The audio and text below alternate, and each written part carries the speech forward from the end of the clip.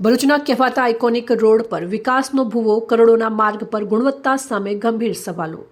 ભરૂચ શહેરમાં વિકાસના દાવાઓ વચ્ચે કહેવાતા આઇકોનિક રોડ પર પડેલા મસમોટા ભૂવાએ ફરી એકવાર માર્ગના બાંધકામની ગુણવત્તા અંગે ચર્ચા જગાવી છે।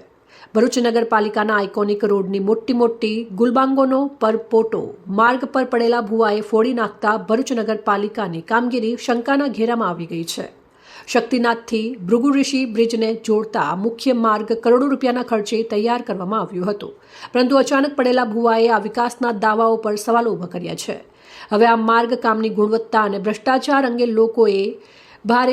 લોકોની ચર્ચામાં ભારે જોર પકડ્યું છે। જૂની મામલતદાર કચેરી સામે નર્મદા એપાર્ટમેન્ટ તરફ જવાના માર્ગ પર અચાનક મસમોટો ભૂવો પડતા વાહન ચાલકોમાં ભયનો માહોલ સર્જાયો હતો। થોડા સમય માટે વાહન વ્યવહાર પણ પ્રભાવિત થયો હતો અને ઘટના સ્થળે લોકોના ટોળા ઉમટી પડતા સમગ્ર વિસ્તારમાં ચકચારનું કેન્દ્ર બની ગયું હતું। આ ઘટનાની જાણ થતાં ભરૂચ નગરપાલિકાના સભ્યો, અધિકારીઓ અને ટેકનિકલ સ્ટાફ તાત્કાલિક સ્થળ ઉપર પહોંચ્યો। કોઈ અકસ્માત ન સર્જાય તે માટે બેરિકેડ કરીને માર્ગને સુરક્ષિત બનાવવામાં આવ્યો હતો અને ભૂવો પૂરવાની કામગીરી યુદ્ધના ધોરણે હાથ ધરવામાં આવી હતી। સદનસીબે આ ઘટનામાં કોઈ જાનહાનિ કે ઈજા નોંધાઈ ન હતી। જોકે શહેરનો સૌથી મહત્વપૂર્ણ આઇકોનિક માર્ગ ભૂતકાળમાં પણ વીજ પોલમાં ભ્રષ્ટાચારને લઈને ચર્ચામાં આવ્યો હતો। હવે માર્ગ પર પડેલા આ ભૂવાએ ફરી અનેક પ્રશ્નો ઊભા કર્યા છે। જો કરોડોના ખર્ચે બનેલો માર્ગ થોડા સમયમાં જ આવી સ્થિતિમાં પહોંચી જાય તો તેની પાછળ કારણ શું? શું બાંધકામની ગુણવત્તામાં કોઈ ઉણપ હતી કે અન્ય કોઈ કારણ જવાબદાર છે? જોઈ દુર્ઘટના સર્જાય તો જવાબદાર કોણ હશે તેવા સવાલોની ચર્ચા હવે લોકોમાં તેજ બની છે। ચીફ ઓફિસર સાહેબને નમ્ર વિનંતી કરું છું કે તમે હમણાં આગામી જે બોર્ડ આવી રહેલું છે, બોર્ડની અંદર પીએમસી સુપરવાઇઝરની જે નિમણૂક કરેલી છે, તો અગાઉ જે પીએમસી સુપરવાઇઝર હતા તેમણે કયા પગલાં લીધા?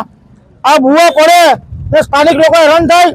અમારા વિસ્તારની અંદર આ વિસ્તારમાં શ્રમિક વિસ્તાર છે, રિક્ષાવાળા, રોજ ખાવાવાળા અને સિઝનનો ધંધો કરવાવાળા, કોઈ પતંગનો ધંધો કરે, કોઈ હમણાં ઉત્તરાયણ આવશે તો આયડાનો ધંધો કરે, અલગ અલગ ધંધો કરવાવાળા લોકો કઈ જીવે છે, રોજ લઈને રોજ ખાવાવાળા છે, રિક્ષાનો ધંધો કરવાવાળા મહત્તમ મારા કાયસ ભાઈઓ છે।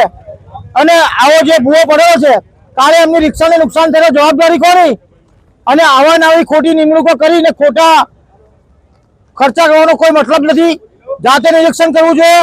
ને આઇકોન રોડ, તમે આઇકોન રોડની વાત કરો છો તો ભરૂચ શહેરનો રાજમાર્ગ કહેવાય, શક્તિનગરથી લઈ ને મામલતદાર સુધીનો રાજમાર્ગ કહેવાય, તો તમે રાજમાર્ગનો વિકાસ કરવા માંગો છો? આટલો મોટો ભૂવો પડે, કાલે કોઈ છોકરો મરી જાય તો જવાબદારી કોની? ગયા 15 દિવસની અંદર કે 10 દિવસની અંદર 3 છોકરાના જીવો આવી રીતે આકાશમાંથી ગયા છે।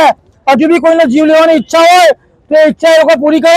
આવનાર દિવસોની અંદર જલ્દી આવા પગલાં લેવા નહીં આવે। સાવચેતીના પગલાં જે તે અધિકારીને દંડનીય પગલાં લેવામાં નહીં આવે તો ગાંધી ચિંધ્યા માર્ગે આંદોલન કરવામાં આવશે। રિપોર્ટર રંગોની જાકીર, સંબંધ ભારત ન્યૂઝ, ભરૂચ।